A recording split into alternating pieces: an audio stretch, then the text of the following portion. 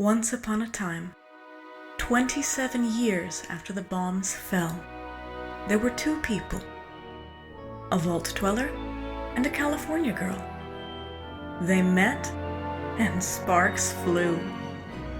That's when things got interesting. This is their story.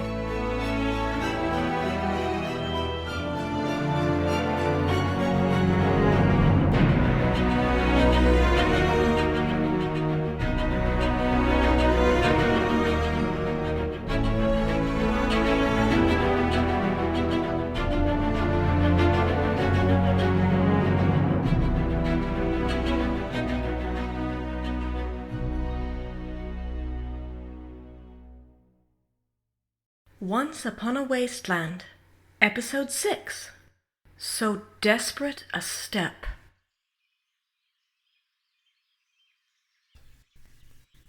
Okay, Odessa, you can do this.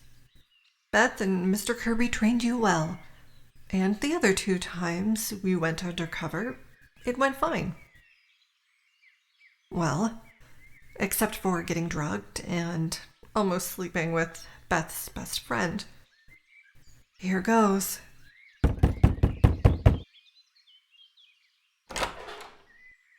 Good morning. I didn't expect to see you back at the club so soon, and I also didn't expect to see you here alone. But Mr. McCallan was very pleased that you wanted to see him. Right this way. He's waiting for you. Thank you.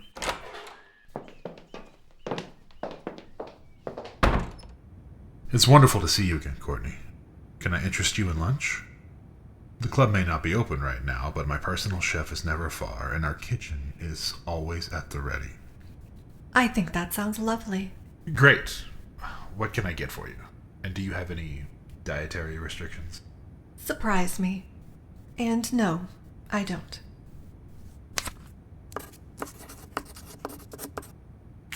Give this to Henry, please. Yes, sir. I just wish Miss Holstead could have joined us as well. You two are electric when you're together. And I adore that just hearing her name still makes you blush. Alice sends her regrets. But there were a couple of things that we were hoping for a bit of clarification on. Of course. I can't reveal any trade secrets until our partnership is official, but I'm happy to provide whatever context you may need otherwise. Thank you. I wanted to ask about your memory devices. I thought you might. You seemed quite interested in them when we first spoke. We're still trying to figure out a good name for them, by the way. Davina is a genius when it comes to marketing, but this one has even her stumped. Perhaps Alice and I can give that some thought. When our partnership is official, of course. What would you like to know? I'm mostly concerned about the potential danger to clients. As am I. We've been working hard to mitigate that. We've made tremendous progress. There are 2 primary issues. First, there always seems to be the possibility that a client's mind will, reject the experience, which introduces significant neurological trauma. And what can you do about that? Unfortunately, the technology itself is impenetrable.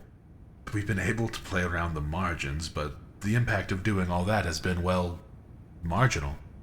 But we've been developing a chem as well. We piggybacked off the research that we found with the equipment. The people who developed this technology, of course, ran into the same problems that we did. And although they continue to refine the technology itself, they began working on the pharmaceutical side as well. And chems are something that you're very familiar with. We are. We brought some of the top scientists in that area with us when we came here, and they've made significant progress. Our more recent tests have been very promising. That's excellent news. It is. We're not monsters. You know what it's like out there. We want people to have the ability to enjoy themselves, in spite of that. Where did you find the tech? I sent advanced teams to scout locations for this club. one of the teams found an underground lab facility, and although that location was too small for a club and wasn't centrally located, the technology inside was incredible. We moved the technology to a secure location and then brought it here. I see. Have you found any more facilities like that one? No. We heard rumors, rumblings. But whenever I sent anyone to check them out, it was nothing. There were references to other aspects of whatever project created these things, but everything seemed to be... what's the word? Compartmentalized? Yes, that's common with Vault-Tec projects, I've found. How did you know it was Vault-Tec? Who else could it be? I suppose you're right. And even if another group was involved, Vault-Tec would be a very prominent player as well. They always are, it seems. Even with them gone, there are other groups to contend with. The Brotherhood of Steel is one that I'm most concerned about. I can see them causing problems. What kind of problems? They seem like a noble group to me. The Brotherhood's reputation precedes it. Their focus on purity, shall we say, gives me the willies. And they are incredibly arrogant, especially when it comes to technology. Think about this technology. One of the primary reasons for the secrecy surrounding this tech is that they would level my club and kill all of us if they found out about it. That's not true. That's a surprisingly strong reaction. I'm sorry. Alice and I have had a lot of interaction with the Brotherhood, and that kind of thing seems out of character. Well, I'm glad your interactions have been positive. Ours have been less so. I understand. And in your business, if you're not careful, you're dead. Precisely. I'm sure you face many of the same challenges. I do. So I'm sure you can appreciate my desire to perform due diligence. I certainly can. Was that all you wanted to know about? No. I also had a question regarding a chem. I see. Well, anything you'd like to sample is at your disposal. And if there's anything that Miss Halstead is interested in, you're more than welcome to take it to her, or she can stop by at any time. Thank you. I don't want to sample anything. I just had questions about one specific chem. Are you familiar with Venus? Familiar with it? We developed it. And if I may say, it's one of our proudest achievements. Oh, I didn't know it was one of your creations. It is. It's still not perfect, but as long as it's used responsibly, it is a transcendent experience. So I've heard. Ah, I was wondering if you had used it yourself. What would you like to know? I'm specifically curious about the nature of its effects. Can it create attraction where it didn't previously exist? No. It's not a love potion. That's one of the things that inspired the name, though. It intensifies feelings that are already there. It can't create anything out of whole cloth, and that's by design. There's too much potential for abuse otherwise. I can see that. It empowers people to take chances they might not take otherwise, to feel more deeply, which inspires them to express themselves in ways that sometimes surprise them. With couples, it usually manifests itself in being more adventurous or experimental in their lovemaking. And with non-couples? It's used by people all along the relationship spectrum. People who've been married for years to those who are still, let's say, finding their way. Although... What is it? Well, it's never occurred to me before, but while it isn't a love potion, it could be used as a truth serum in a way, to test to see if two people have feelings under the surface. Do you mean something along the lines of in vino veritas? In wine, there is truth.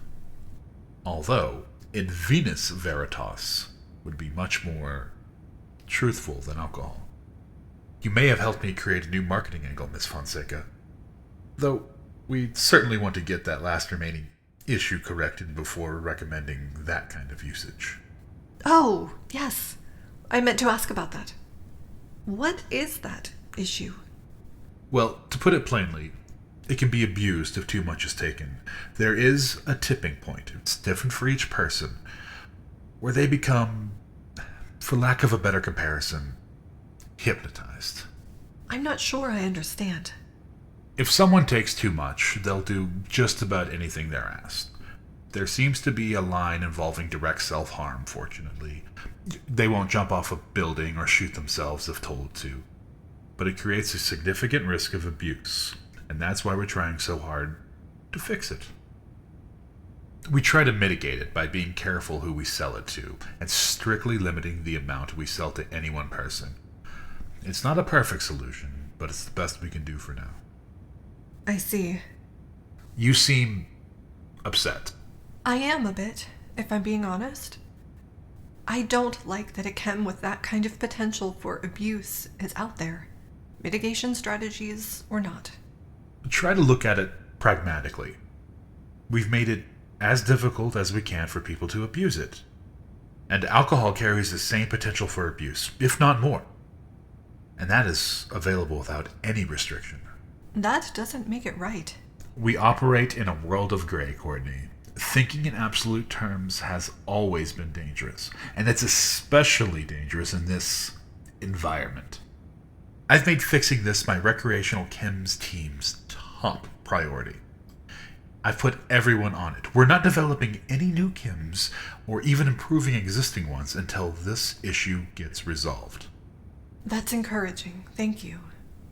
I did have one other question about it. What is it? In a situation where someone takes too much and becomes compliant, does it change the nature of the way the primary effects work? No, it's an additive effect. If someone were to accidentally take too much, they would still experience the same intensified feelings of attraction and pleasure. That person's partner would simply need to be careful in navigating the encounter. As with most things, it comes down to trust. The only potential downside is that at a certain point, memory loss does occur. So the person wouldn't remember anything that happened, no matter how unforgettable it might be. That would be very disappointing, I'm sure. Mr. McCallan? Miss Fonseca? Lunch is ready. Perfect. Let's continue our conversation in the dining room. After you. Thank you.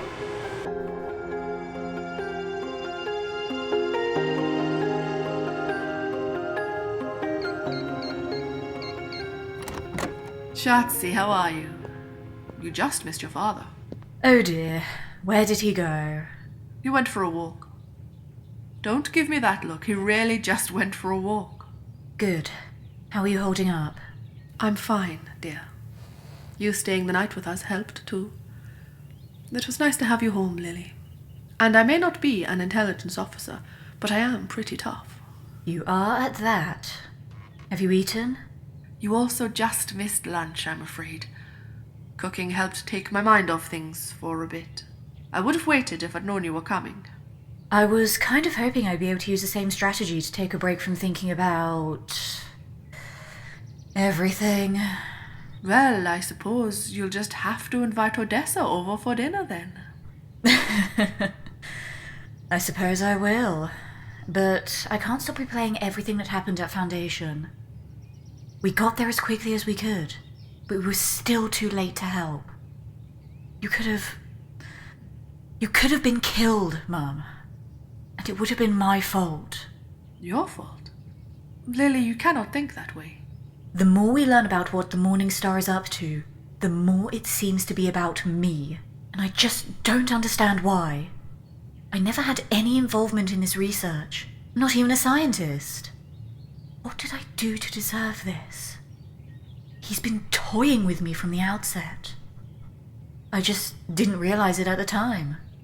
I wish I could just turn myself in and end this.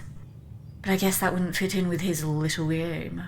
Elizabeth Laurel Kirby, I will not sit here and listen to you talk like that.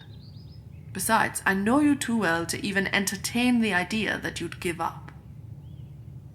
I know that you're concerned about the peril that we all seem to be in right now, and I'm concerned too. But the best way for you to protect us is to keep doing what you've been doing. You're right, of course. Oh, I meant to ask, did you recognize any of the people who were holding you hostage? No, I wish I had. That could have provided significant insight.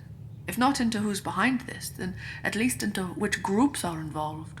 We were speculating that it might be the Free States, but I knew that was unlikely given the work you'd done to establish detente between them and Foundation. Indeed. I suppose it could have been rogue elements within the Free States that didn't like the agreement, but for what it's worth, the men I saw didn't feel like Free Staters. In what way? They seemed more precise, I suppose. It's hard to put my finger on it. They seemed more like traditional military. Perhaps he's bringing in mercenaries. Perhaps. But I think that's something you'll have to discuss with your father when he gets back. Before he does, Yes? well, there were some things I wanted to talk to you about. Everything that's happened has had me wondering, how did you and Dad do it? How did we do what? I've never seen two people more in love than you two. The world literally fell apart around you, but you didn't. It wasn't always easy. Even before the world fell apart. Love is often simple, pure. But circumstances tend not to be. And those are what can split us apart. Did you ever split apart? Are you sure you want to hear this? I am, Mum. Yes. There were times, especially early on, that circumstances made it seem like we couldn't be together. I hate to say this, but it seemed like love wouldn't be enough sometimes. But it was. Well, you wouldn't be here if it wasn't. But what we discovered was that no matter what happened, we always came back to each other. It was almost instinct. We were each other's querencia. Your what? Querencia. It's Spanish, but it doesn't translate directly into English.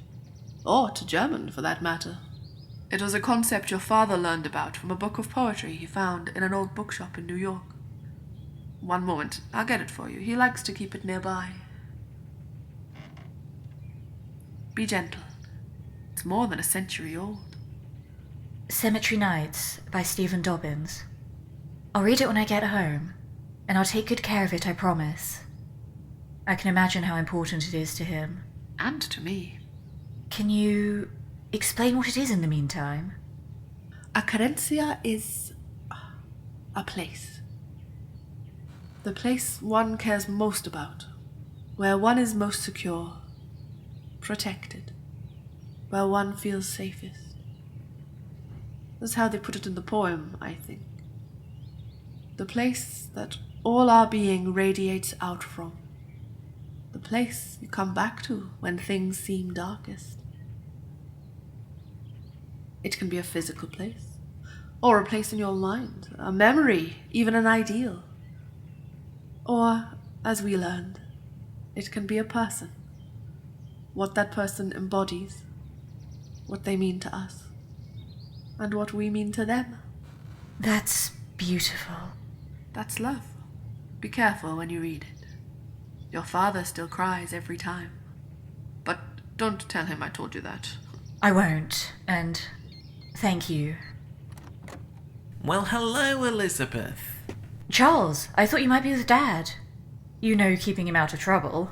I think you've noticed by now, the only person who can keep Andrew Kirby out of trouble is Andrew Kirby. Indeed. I've been trying for more than 30 years.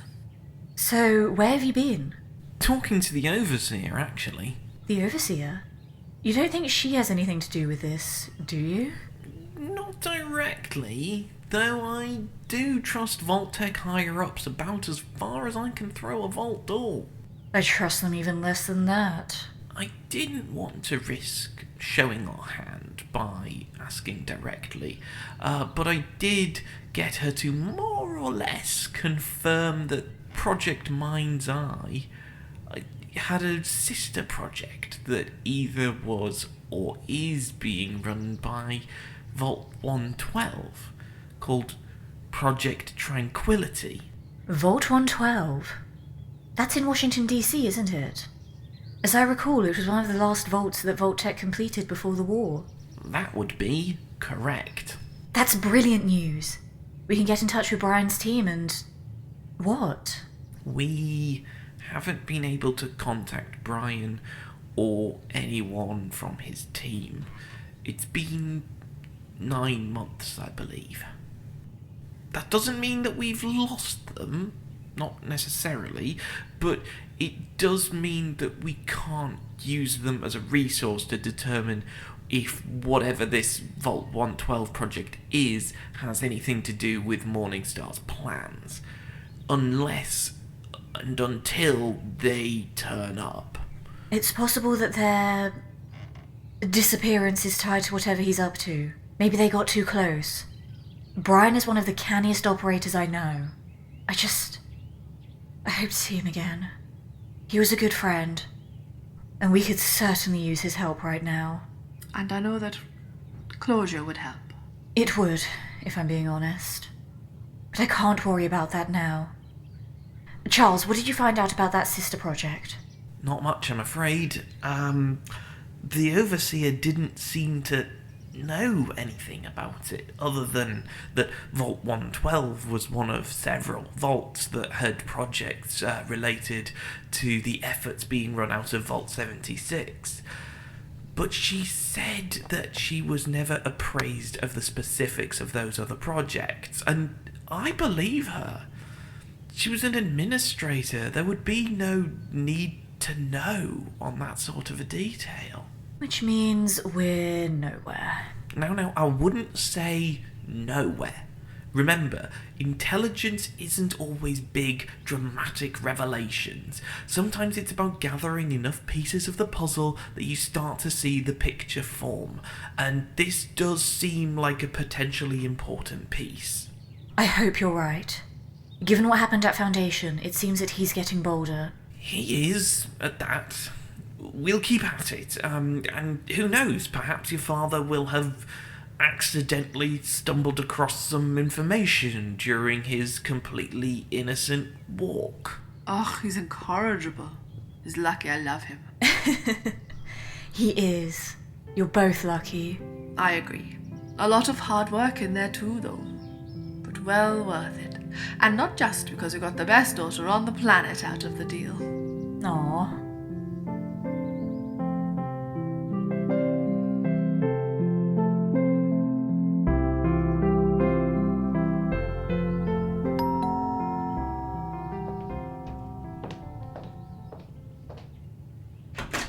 Odessa, please, come in.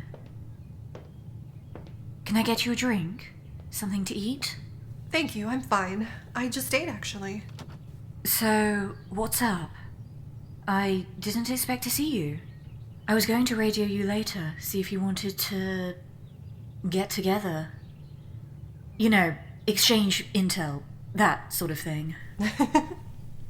We can exchange intel now, if you'd like. Ooh, what did you find out? Was Nightbanks able to get something out of those prisoners? No, unfortunately. Sounds like it's time for me to give it a try. I think you're right. Alan's doing his best, but he isn't a trained interrogator. And you're still not sure about him? No. I wanted this to be the end of it. But I can't shake the feeling that there's something going on with him. Could it be unrelated? Perhaps. But I can't really confront him about it, because if he is working for the Morning Star, he'd know we're onto him. Look at you, thinking like a spy. Whoa, I'll stick to being a scientist, thanks. Most of the time, at least. It's fun, kind of like role-playing. Especially with you. In that case, I hope we have the chance for more role-playing in the future. I think we will. You said we could exchange intel. Would you like to go first, or... Sure. Charles did some legwork and found out about a Vault-Tec project that may, or may not, be related to the tech that the Morning Star is chasing. Did Vault 112 or Project Tranquility come up in any of the materials you analyzed? No, I don't recall either of those things coming up. But I'll go downstairs and run a search just to make sure that I didn't miss anything. What are they? Information on both was scant. The Overseer was cagey, but did volunteer that Vault-Tec ran a sister program to Project Mind's Eye out of Vault 112. But the nature of that project, Project Tranquility, well, either she didn't know or wasn't saying. Which do you think it was? Charles said that it felt like she didn't know, and that jibes with the way that Vault-Tec operates. As for Vault 112, how familiar are you with the nature of the various vaults? A little. I thought they were all supposed to provide shelter to selected people from the bombs. Was that not the case? Well, some vaults were. Vault 76 was one of them. They called them control vaults, but others weren't so much about protecting the great and the good, but were geared more toward conducting experiments. One of the ways my father and I bonded when I was younger was seeing what systems we could hack into together. Daddy-daughter time, you know? That's adorable. Vault-Tec systems were locked down pretty effectively when it came to information on other vaults. But we were able to learn a little bit about a few of them. There was one up north, for example, that was set up specifically to perform experiments related to cryogenics. And I take it that Vault 112 wasn't a control vault. It wasn't, but all that Dad and I know about it from Vault-Tec's records was that it was in Washington, D.C. No mention of what sort of vault it was, and no mention of any programs or experiments housed there. So, road trip? It may come to that. My hope was that we could leverage resources that were already in the area, but... What's wrong? The program that I was a part of also had teams that were intended to leave Appalachia and do more or less the same thing we're trying to do here. To do what we could in the background, to hold things together and maybe guide things in a way that would foster a sustainable society. The assignment to go to Washington, D.C. was considered the most important of them all, and the most dangerous. That makes sense, on both counts. The former seat of government is kind of the place you would want to send your best people. And we did. The team was led by Brian Reardon. He was the best of us. Smart, canny, good in a fight, and a hell of a leader. I feel like there's a but coming. There is. Brian was a good friend. We were very close. No romantic entanglements, of course, which helped. Of course. Not that he didn't try. Oh, that must have been awkward. At first, but once I made it clear that I was beyond my experimentation phase, he backed off. Fortunately, it didn't harm our friendship at all. Yet you said he was a good friend. You really are getting good at this. I didn't even realize I'd done that. I guess I used past tense for a couple of reasons. Brian didn't want the DC assignment. He wanted to coordinate things here. He felt strongly that this was the plum assignment and that he'd earned pride of place. He wanted your assignment? He did. He was upset. He accused my father of nepotism and said some unkind things to me. But in the end he accepted the assignment and left, and that was that. But we never had the opportunity to reconcile. I'm sorry. I know what it's like to not have closure. Thank you. The thing is, I know that even if he was still angry with me, he wouldn't let that get in the way of doing what's best for the mission. The problem is that no one's heard from Brian's team in about 9 months. Charles has been checking in with him periodically. I don't want to assume the worst, but... well, you know better than anyone how dangerous it is out there. And it's only going to be more so in an area that saw as much concentrated fire as the capital. Don't lose hope. I have no doubt that he's every bit as skilled and capable as you say he is, and people like that often find a way to survive. I hope you're right. But in any case, even if he and his team did find anything out about Project Tranquility, there's no way for them to help us now. And we don't even know if it's relevant to what's going on here. It could just as easily be a red herring as a vital piece of intel. Still, it's another data point, I suppose. Your turn. I paid Craig McCallan a visit earlier. You what? I just had some follow-up questions. You're not upset, are you? I'm not. I'm just surprised. And, in fact, I'm impressed. What did you find out? I was curious about where he got his technology from. From the way he described it, it sounded different from what's discussed in the materials we found and in Dr. Flagler's notes. I noticed that as well. He didn't want to volunteer much, but he said he found it while scouting locations for his club. But all of the labs we know about are accounted for. Cleaned out, sure, but accounted for. So that lab must not have been related to Mind's Eye.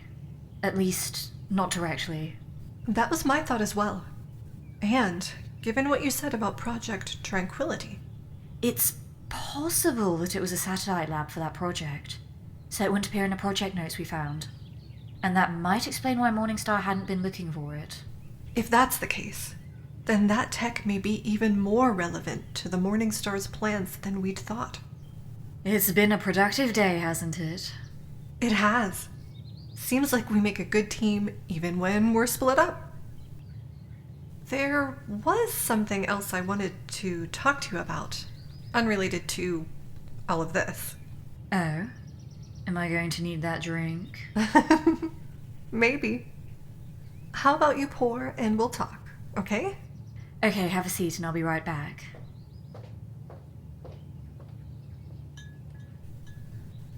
I wanted to talk to you about the party. Oh? What about it? This is awkward, but Uh-oh. Casey asked me to go with her. Oh. Oh my. And, what did you say? I mean, of course I completely understand it. Beth, I didn't say anything. You didn't? Why? Did you want to see if I'd be upset before you said yes? No, Beth, I did not. She didn't give me a chance to say anything. She told me to think about it and sort of floated away. So... Elizabeth Kirby, would you be my date to the Brotherhood blowing off steam party tomorrow night? Of course, if you're not busy. I'm not busy, and I would love to go with you. Full disclosure, I was kind of hoping that was why you stopped by. That was a big part of it, yeah. Do you think you have something in that closet of yours that I can wear? It would have to be a little more demure than what I wore to Craig and Davina's club. Yes, I think that would be advisable, and maybe you can help me pick something out as well. I'd love that. You probably know Casey better than anyone. Is she going to be upset? I don't want this to be weird. Casey's not like that at all. It won't be weird, and besides, she's probably already had 20 Brotherhood members ask her already. You know, it's funny. What is? I know that people can break up and still be friends, but I've met 2 people that you were involved with, and, well, you're not just friends. They're incredibly loyal to you. Casey made it pretty clear that she didn't want to get in the way of whatever may be going on between us. And, in the interest of Semper Veritas... Uh-oh. I was kind of maybe considering asking her out myself before you happened. Why do I always seem to happen to people? Oh, that's Beth. Great in bed, but she'll knock you around like a rat storm. I'm sorry. That was a poor choice of words. I didn't mean it in a negative way. And, in fact, I'm glad you happened to me. You really mean that? Semper Veritas still applies. I guess I'll just have to find out if I, get knocked around like a rat storm. Alright, let's start looking through that wardrobe. And don't forget we're having dinner with Amanda tonight at her place to talk about what happened that first night I was gone. Oh, wouldn't miss it for the world. It'll be fun. I'm going to check in on her after you head to Atlas and see if she needs any help with cooking or setting up. And I promise not to try to get any information out of her ahead of time.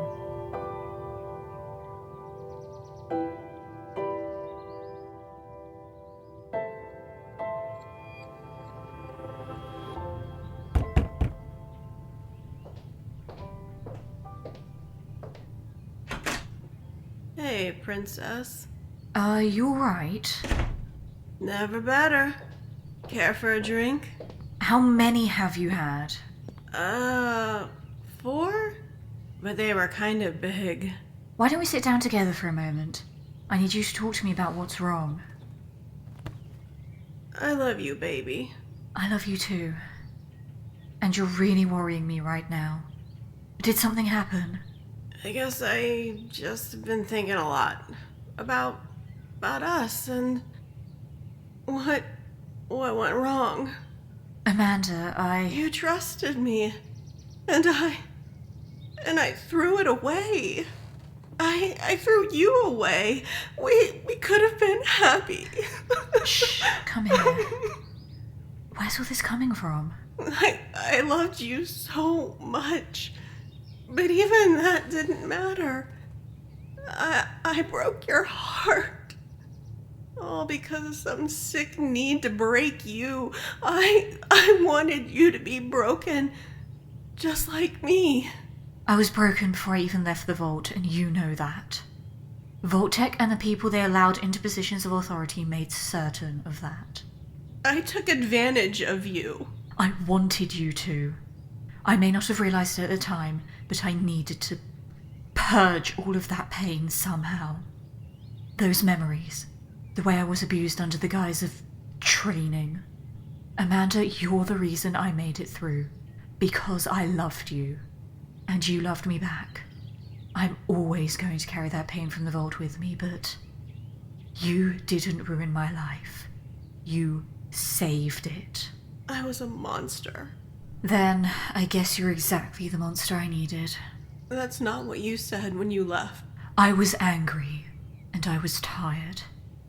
Tired of having the same fights over and over. And yes, I blamed you. It's no stretch to say I hated you in that moment. I still loved you too, which made leaving hurt even more. I hated you too. For giving up, for taking that feeling away from me. You were the first person who ever made me feel like I was somebody and not just some generic raider girl. Amanda, you're so much more than that. You always have been. Anyone who actually gets to know you understands that. My parents love you. Odessa absolutely adores you. These are all people who've seen the real Amanda Otis. They not only like you, they respect you. The people who only see you for your body or how beautiful your face is. With these scars? Yes, with those scars. Do you remember how I used to run my fingers along them?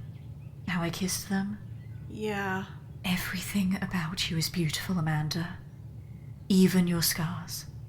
And I pity the people who thought that physical beauty is all you have to offer. There's also that ruthlessness. Well, yes, there is that. Kind of a necessity to survive in the raider world. And it is kind of hot.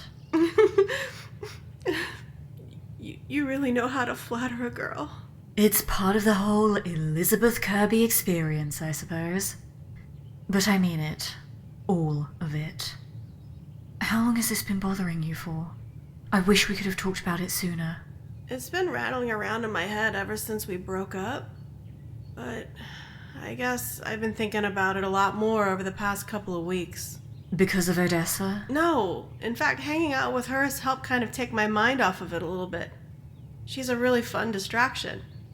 You found a good one there. I did, didn't I? And I feel like we turned a corner while I was away.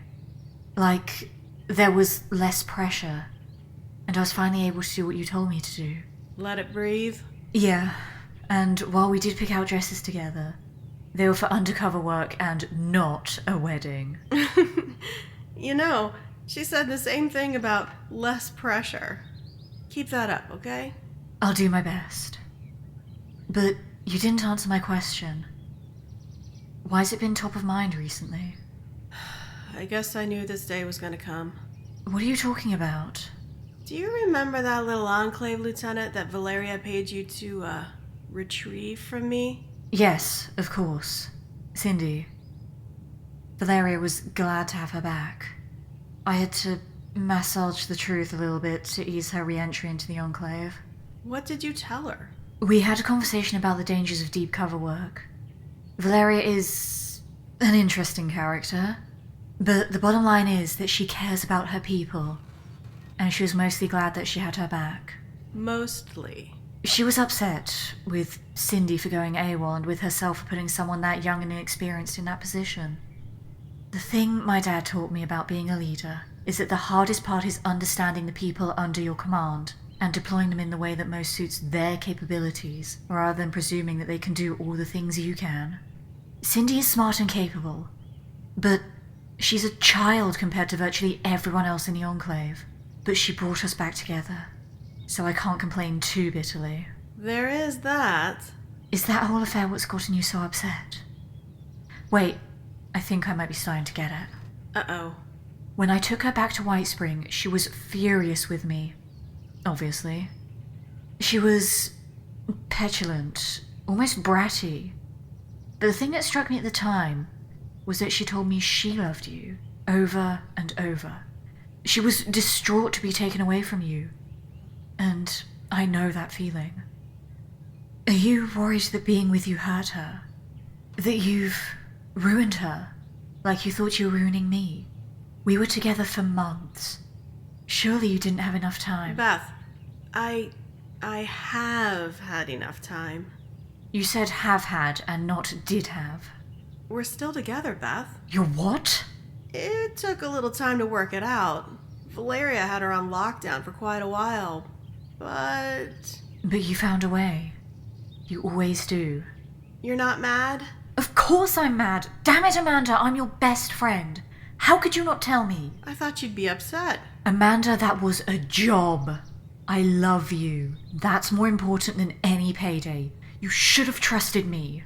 I don't trust myself, okay? I'm in love with her, Beth, and I'm scared shitless that I'm gonna end up hurting her like I hurt you.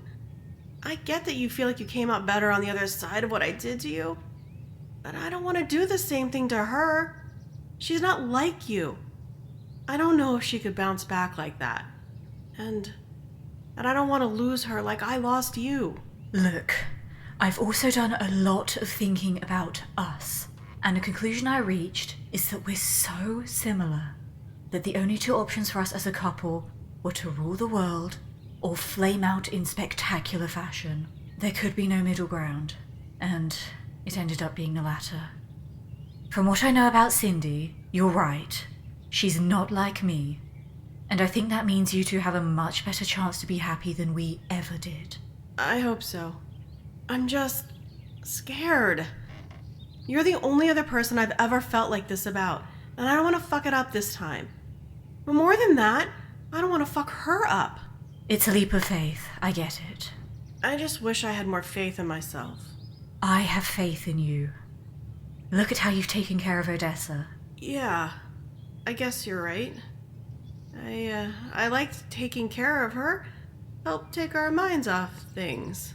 And there's a lot of things to have our minds taken off of. I have a lot to think about, Beth. I've lived most of my life just trying to survive, you know? I never had time for feelings. Well, now that you're a successful business owner and a respected member of the Raider community, maybe you're just making up for lost time. Maybe. But it's overwhelming. You wanted honesty. I'm having trouble dealing with it. A lot of trouble. I'm here for you. I want you to be happy, and I'll do anything in my power to help make that happen. Including helping you with dinner. I think I need to handle it myself. That's fine. Do you at least want me to stay and keep you company? No, baby. You need to go look pretty for Odessa anyway. Okay. I'm still worried about you, though. Promise you'll talk to me before you look for answers at the bottom of the bottle next time. Promise. We'll see you later. Bye. And Beth, Yes? I love you. I love you too.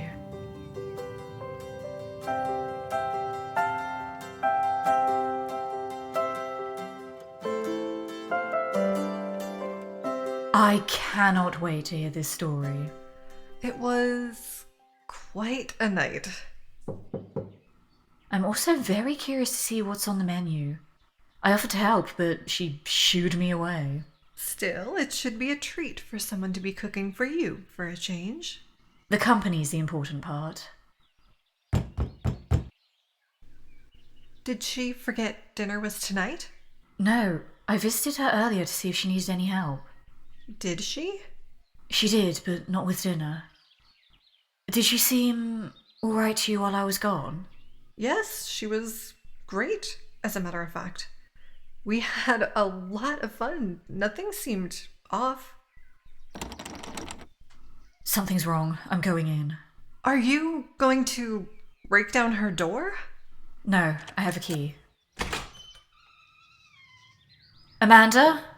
Where are you? Let's check the rooms. Amanda! Are you here? Where is she? Do you think... No. God, at least I hope not. Besides, if the Morningstar or his men took her, there would be signs of a struggle. She wouldn't go down without a fight. No struggle here. I suppose you're right. That's good news, at least. She didn't say anything about leaving when we talked. Something must have come up. But why didn't she radio me? I could have helped. Beth, over here, on the table. What? What is it? A note. And it's for you. She's gone. Gone? What do you mean, gone? She left. She said she was overwhelmed. Too many emotions, too many feelings. She couldn't handle being here in Appalachia. Too many reminders. Damn it, I knew I should have stayed. It feels like I just got her back and she's gone. Did she say she isn't coming back? No, but she didn't say that she is either. She did say, though, that she left instructions at her bar that we can drink for free. That's a good sign, isn't it? If she still owns the spider's web, then she's got to come back, right? I hope so. I just wish she'd trusted me to help her through it. But I'm part of the problem, so I guess that was off the table. Hey, don't talk like that. It's true. Amanda and I have such a complicated relationship, and I found out today that she's been seeing someone on the sly. She didn't trust me enough to tell me about it because she thought I'd be angry with her. Complicated or not, the one thing that's very clear is that you have a lot of love for each other. So much that even though you didn't work as a couple, you still found each other again as friends. And you've been there for each other ever since. I wish I could be there for her right now. I hate that she's hurting and I can't help. I have an idea. Why don't we lock up here and go back to your place? We can make dinner together and you can tell me your favorite Amanda stories. And I'll tell you about what happened the first night you were gone. That sounds quite nice, actually. Good. It's settled. And I'd like to stay the night if that's okay. I don't think you should be alone tonight. I'll get you tucked into bed and I'll only be a flight of stairs and a hallway away if you need me. Odessa, Yes? thank you. You're welcome. Now let's make sure everything is secure here and head home. I didn't bring anything to sleep in though. Do you think Amanda would mind if I borrowed one of her t-shirts?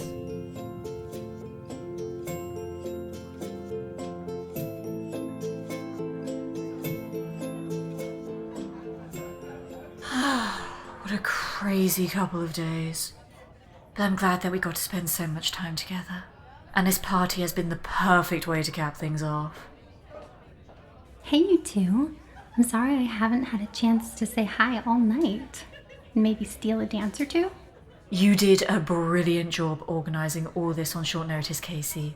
You really did. This is an impressive party, Casey. And, Initiate Jenkins seems nice. Handsome, too. I guess we both have a thing for redheads. Thanks for letting me know, by the way, that you were gonna ask Beth. I didn't want to leave you hanging. How many people asked you? I kind of lost count. Nice to see you haven't lost your touch. Neither of you. Look at you two. You're both gorgeous. One of the perks of having undercover work as part of my brief is a very robust wardrobe closet. I think you need to let me take a look through it sometime. We could have you over for dinner. It'd be nice to catch up properly. I want to know all about what you've been up to since you left the vault. And any embarrassing stories about Odessa, of course. Hey! Beth is going to try to teach me to cook, but I promise I'll step aside and let her work her magic if you come over. That sounds great. Oh no, poor Ty looks completely lost. I'd better get back to him before he wanders into a ladder or falls down a flight of stairs or something. Make sure he understands that he'd better not try any funny business, or I'll make sure that they'll never find his body. I'll be fine. I always held my own with you, remember? That you did. Hey, thank you. And have fun. She seems happy. She's in her element. I think that she's going to do great things for the Brotherhood. I think they're playing our song. Shall we? We have a song. Nah, I just always wanted to say that.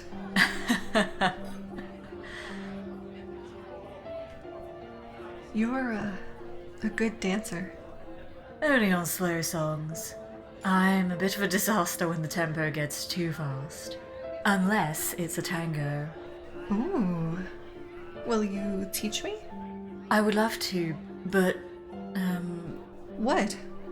you know that the tango is a dance of passion. I know.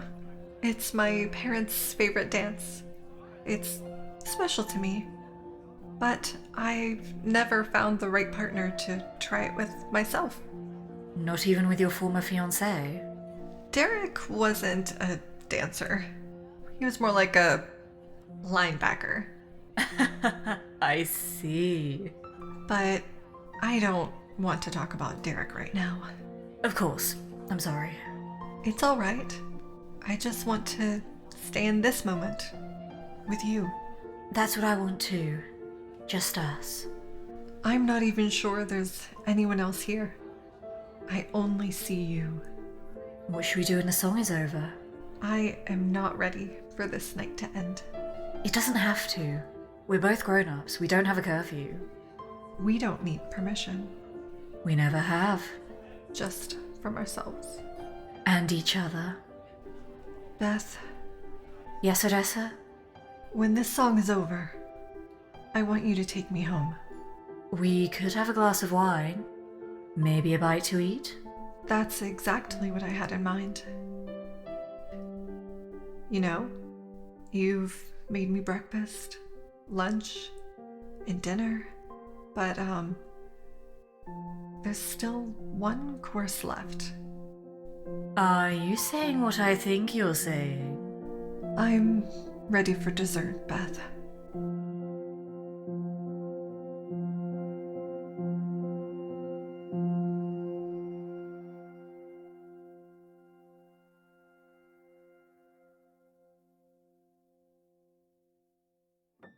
Once Upon a Wasteland, Episode 6, So Desperate a Step, was produced and directed by Brad Williams and written by D.K. Trueno. Starring Letitia Lemon as Elizabeth Kirby and Vitriol Plays as Odessa Valdez. Also starring Lucy Middleton as Amanda Otis, Jay Chadwick as Charles Watkins, Kirsty Harrison as Elise Kirby, and Crystal Sherry as Casey Barksdale. Featuring Elliot O'Brien as Craig McAllen and Andrew Rivera as The Bouncer. And I'm your narrator, Ashley Sekon. Please join us for our next episode, Episode 7, The Mystic Chords of Memory.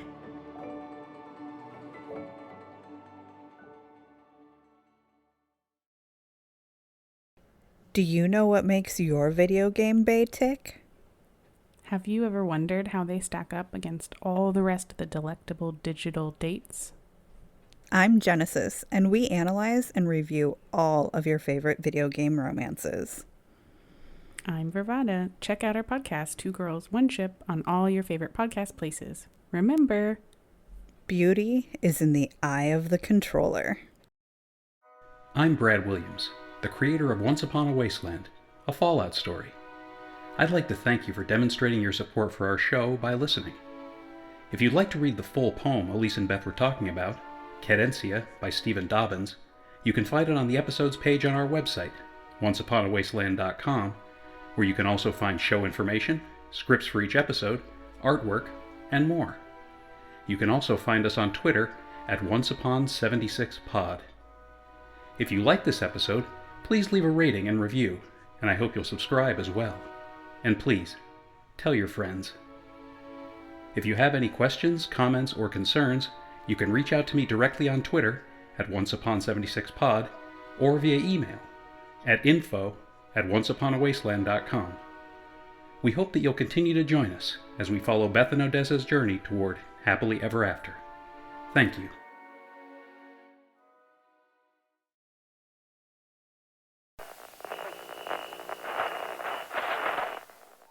Hey, all you wannabe raiders out there, it's your bestest girl Rose coming at ya from top of the world. Now it's time for your local traffic and weather. Well, looks like almost everyone's still dead, so traffic is at a standstill. And now a word from our sponsor, because they're totally not bribing me with massive amounts of chems or anything. Seems as the stuffed shirts are back at the White Springs playing games with that total loser Modus. But hey, if that's your thing, whatever. So if all you squares wanted to hear more totally sort of, but maybe not boring stories about rebuilding Appalachia and being all goody two-shoes, definitely not raiders, check out this thing they call a podcast. The Modus Files, whatever that's supposed to be. On Spotify, iTunes, and wherever else you listen to those things. Double ugh. They are not paying me enough for this. Till later, this is Rose. Raiders rule!